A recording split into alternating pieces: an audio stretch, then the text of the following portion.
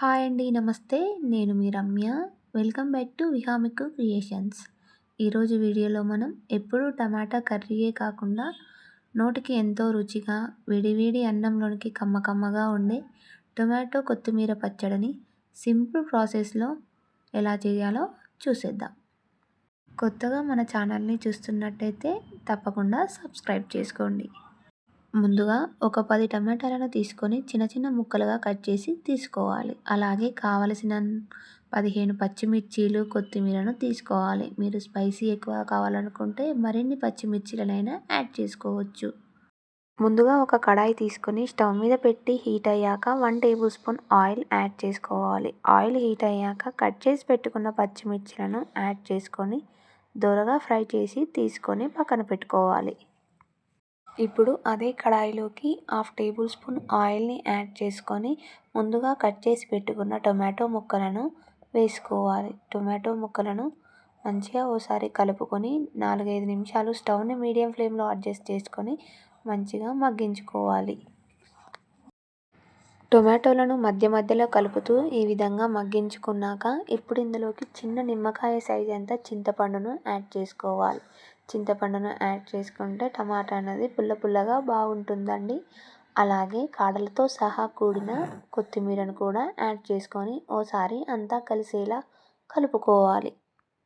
Tomato పచ్చడిలోనికి కొత్తిమీర అనేది కాడలతో సహా యాడ్ చేసుకుంటేనే పచ్చడి అనేది మరింత రుచిగా ఉంటుంది. ఈ విధంగా కుక్ అయ్యాక స్టవ్ ఆఫ్ చేసుకొని పూర్తిగా చల్లారనివ్వాలి. టమాటోలు పూర్తిగా చల్లారాక ఒక మిక్సీ జార్ తీసుకొని అందులోకి ముందుగా మగ్గించి పెట్టుకున్న టొమాటోలను యాడ్ చేసుకోవాలి. అలాగే మిక్సీ జార్లోకి ముందుగా ఫ్రై చేసి పెట్టుకున్న పచ్చిమిర్చీలను యాడ్ చేసుకోవాలి. తర్వాత 10-12 వెల్లుల్లి రెబ్బలను అలాగే కాడలతో కూడిన కొత్తిమీరను కూడా యాడ్ చేసుకోవాలి. ఈ విధంగా కొత్తిమీరను యాడ్ చేసుకుంటే పచ్చడి అనేది రుచికరంగా ఉంటుంది.